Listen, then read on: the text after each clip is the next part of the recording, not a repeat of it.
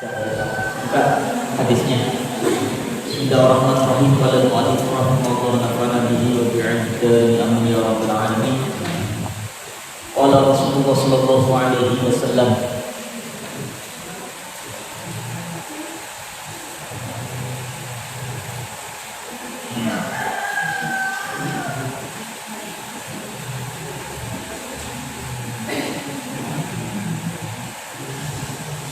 Arba'un, ada 4. Man barang siapa uktiya diberikan, uktiya dikaruniakan, uktiya dihadiahkan guna kepada 4. Maka qad benar-benar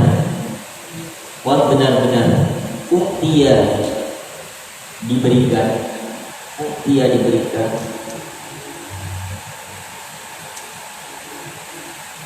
maka qad benar-benar uktiya dia diberikan apa? Khairat dunia wal akhirah. Khairat terbaik dunia wal akhirah dan akhirat. Barang siapa diberikan 4 hal kepada dirinya, 4 hal yang terdapat pada diri seseorang, maka dia seperti mendapatkan seluruh kebaikan dunia dan akan mendapatkan kebaikan setelah di akhirat. Artinya bahagia dunia, bahagia akhirat. Apa 4 hal itu?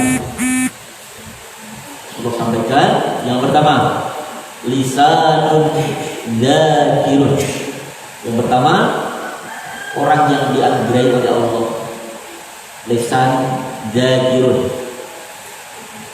yang selalu dibuat zikir kepada Allah Subhanahu wa taala. Afdhalul dzikri, banyak sekali afdhalul dzikri itu di dalam hadis Rasulullah. Qiraatul Quran, seutama-utama zikir seorang hamba adalah qiraatul Quran, membaca Quran.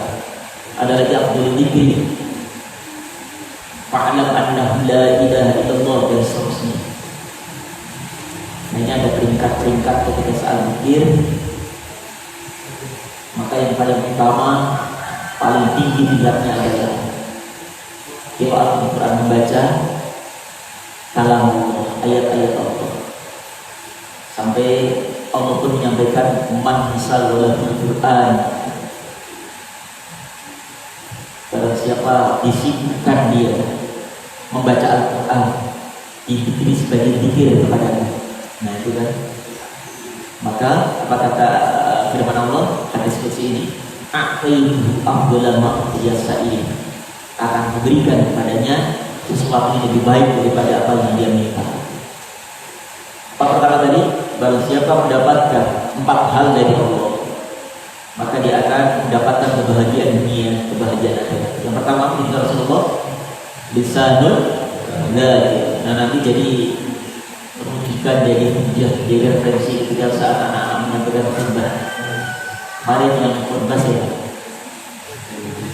Ya Ustaz, mana jadi menjadi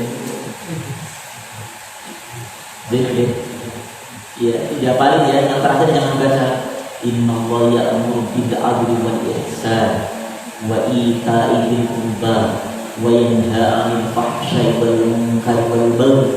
Itu sebagian enggak ada. Itu satu ayat itu Quran dia. Ya. Itu ayat Al-Quran. Yaitu la'allakum tadhakkarun. Itu Al-Quran. Harus hafal. Surat apa itu? Innallaha ya'muru bil 'adli wal ihsan wa ita'i dzil qurba wa yanha 'anil fahsya'i wal munkar. Tidak apa itu, masa baca ya. Ya, kemudian jangan buru-buru. Bagus, alhamdulillah anak-anak santri sudah menunjukkan kepiawaiannya yang bakal terpendam saat kita praktekkan menjadi seorang khotib ternyata mampu dan bisa. selama ini hanya rasa takut, rasa minder. Tapi kalau sudah di mimbar benar-benar minder, nggak berani menatap kanan kirinya, serius sampai keringat bercucuran, ya, dari bawah sampai ke atas. Ya nggak apa-apa, tapi ya nanti suatu saat kita sudah terjun di masyarakat akan terbiasa. Kenapa kadang minder, kenapa kadang grogi? Karena biasanya ada bunyinya di depan. Kalau nggak ada bunyi, nggak ada api, lebih hebat, dasar lagi dia mungkin hafalan semua. Begitu ada api, lupa hafalannya. Alhamdulillah ya, bagus.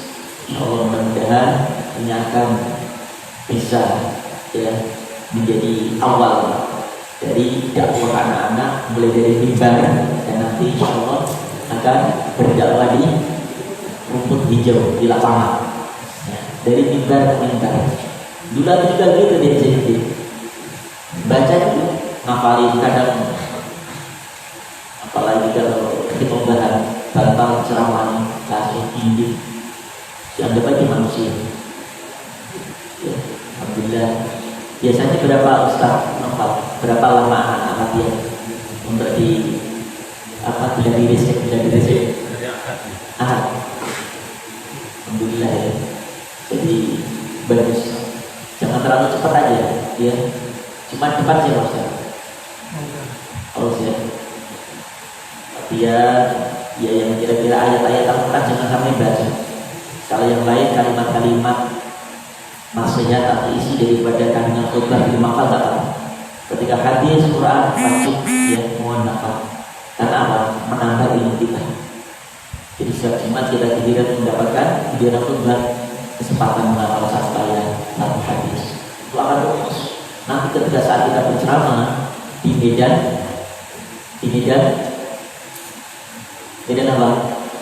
Di Medan apa di Palembang?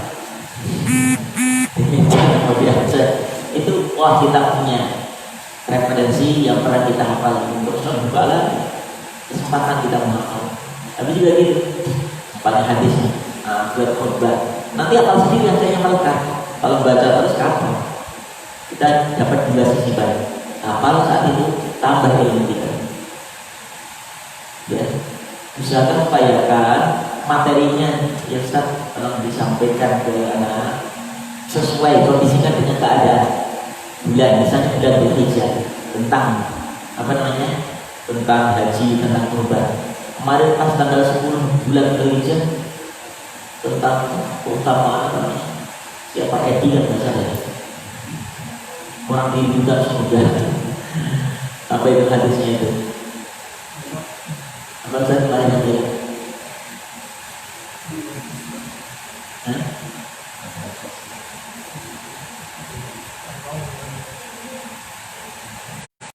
Al-jannatu mustaqatun ila arba'in nafar. Kayaknya nggak nyambung kalau di momen bulan Dzulhijjah ini. Itu momennya pas Ramadan. Jadi ya, mana Edi? Ada Edi? Ada? Panggil? Nggak ada yang tidak ikut kecuali yang tidak. Mustaqatun ila arba'in nafar. Qari'ul Qur'an wa hafidhul lisan. Nah itu kalau kita itu kan jadi modal ya.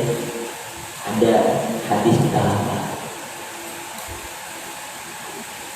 Lupa semuanya. Nanti akan ada buku khutbah setahun, sepanjang tahun. Dia Fajar ya. Jadi Fajar di satu aja taruh di sini. Ketika mereka giliran oh ini bulan apa? Misalnya bulan apa itu? Dzulhijjah. Bulan Dzulhijjah pertama. Nanti ada di arahan temanya ini tentang keutamaan kurban. Dzulhijjah di bulan kedua, di bulan Dzulhijjah temanya ini tentang keutamaan saum Arafah. Biasanya gitu. Terus dulu pokoknya berkaitan dengan bulan itu. Jadi jamaah yang mendengarkan pulang dapat ilmu. Oh ternyata besok puasa ya. Kok tahu Pak? Gitu kan? Tadi ada Ustaz Fajar menyampaikan khutbahnya keutamaan tentang saum tarbiyah Arafah. Nah, yang menyampaikan insya Allah dapat pahala karena yang mendengarkan dan menghafalkan. selaikan, ya. Dia jadi parang ajar ada judulnya itu contoh apa khutbah sepanjang tahun. Ada bisa pernah ya lihat judulnya. Jadi pas setiap 1 bulan itu disesuaikan apa bulan pertama, bulan kedua temanya dia dan pas bulan Rajab dan Muharram. Berarti nanti tentang bulan Muharram keistimewaan. Alhamdulillah anak-anak sudah berani tampil, ya. Itu merupakan salah satu harapan keinginan setiap guru pembimbing, ya. Dan hafal Al-Quran tapi mampu bisa nanti berdakwah tabligh, ya, menyampaikan umat, karena tidak semua orang mampu dan bisa untuk menyampaikan materi seperti ini. Kalau orang alim tidak biasa ngomong, ya tidak akan sampaikan ini. Insya Allah, walaupun belum alim-alim, ya, belum mumpuni, tapi karena latihan kita, usaha kita, ikhtiar kita, insya Allah menjadi bisa. Karena menjadi suatu bisa karena kebiasaan. Ya, bismillahirrahmanirrahim. 4 hal yang Allah akan berikan kepadanya, maka dia akan mendapatkan kebahagiaan dunia akhir. Apa yang pertama tadi? Lisanun dzakir. Lisan mudah-mudahan salah satunya kita sudah dapat hari demi hari, waktu demi waktu, terus kita nggak ada lisan kita alhamdulillah kecuali zikir kepada Allah dengan menghafal ayat-ayat Allah. Ini kita sudah dapat bagian, ya, kebahagiaan dunia, kebaikan dunia, kebaikan akhirat Allah akan berikan. Lalu yang kedua, wa qalbun, wa dan qalbun, hati syakirun, yang selalu mensyukuri nikmat Allah Subhanahu wa taala. Wa dan qalbun, hati syakirun, yang selalu bersyukur. Karena tidak mudah orang mensyukuri nikmat Allah itu. Karena Allah menyampaikan sendiri, innal insana khuliqa halu'an, idza massahu syarru jazu'an wa idza massahu khairu manu'an. Itu Allah sampaikan. Sering kesah. Tapi ini ada manusia hamba Allah yang luar biasa. Dikasih nikmat bersyukur, dikasih bala dia bersabar, maka takjub para malaikat-malaikat Allah itu. Hebatnya manusia. Ya. Lalu yang ketiga, wa badan dan badan atau tubuh. Alal balani, ala atas balal musibah atau ujian. Sabirun, dia sanggup bersabar.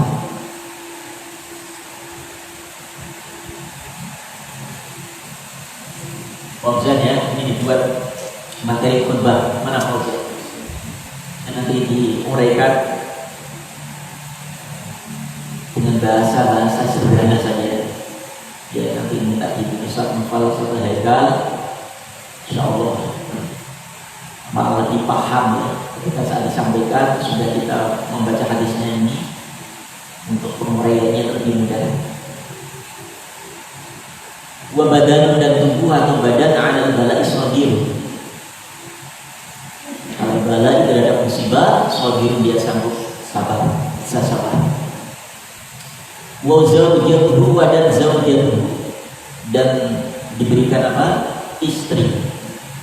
Ini belum semuanya, berarti belum lengkap. Berpada 3 anak-anak.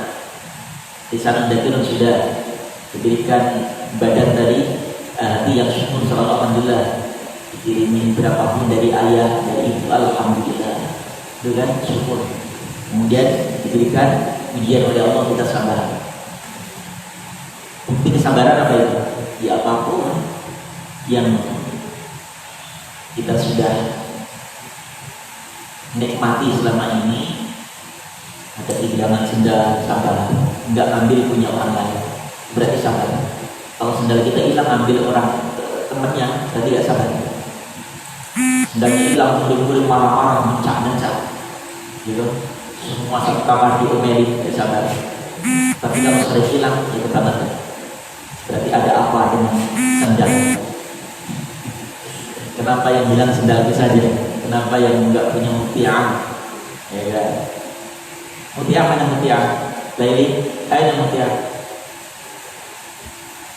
Kok di belakang? Masuk ke baik, wazir itu udah diberikan pasangan atau istri. Kalau ini hadisnya untuk para santriwati berarti wazir wujud, gitu kan, diberikan suami.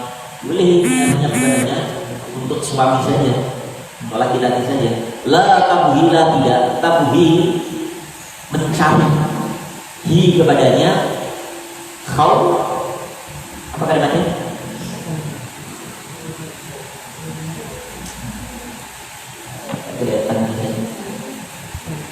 Khaunan atau khaufan? Khaunan. Ada yang khaufan. Coba dia isyaratnya sudah 1, 4, dan 1.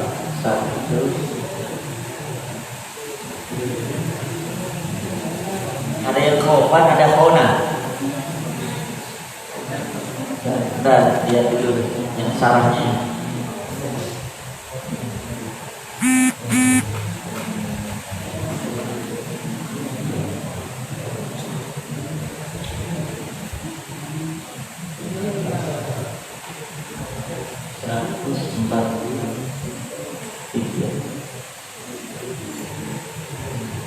Di sini isyaratnya khaufan. Ada yang khaunan. Khaunan itu berkhianat. Ya. Kalau khaufan itu takut. Khaunan itu khianat. Khaufan takut. Kalau isyaratnya di sini khaufan. Ya silakan, yang penting semuanya benar ya. Artinya mungkin ada redaksi atau riwayat yang lain yang menggunakan kata khaunan, artinya seorang istri, seorang suami yang diberikan istri adalah tabhi, ya, tidak mencari hi karenanya khaunan kemudian dia berkhianat, artinya setia, ya, karena Rasul menyampaikan apa?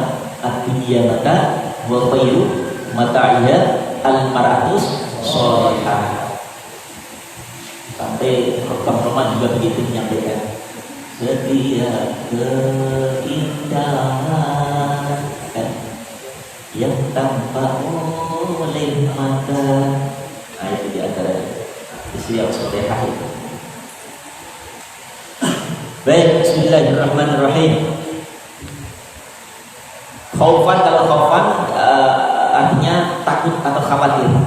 Khaunan berkhianat. Fi nafsiyaki, pada nafsiyah, pada diri zaujah tadi. Jadi tidak ada khianat, tidak ada apa namanya berselingkuh, karena banyak sekali ya faktor-faktor yang menyebabkan rumah tangga hancur karena tidak ada kesetiaan dari pasangan, baik suami maupun istri. Istri mungkin bisa kuat, dia mungkin nggak makan sehari 2 hari, tapi istri nggak kuat kalau dengar suaminya selingkuh. Atau sebaliknya, suami bisa mungkin melihat istrinya barangkali apa namanya itu tidak dandan sebaik para artis yang sudah dengan model-model gayanya, tapi para suami yakin tidak akan kuat ketika seorang istrinya kemudian berduaan berjumpa dengan satu, misalnya kantor, pergi sama teman apa namanya satu perusahaannya, dan ini luar biasa. Kalau itu tidak ada, maka disebut dengan dayus. Apa nih? Dayus. Contoh, Bintang punya istri namanya Muti'ah.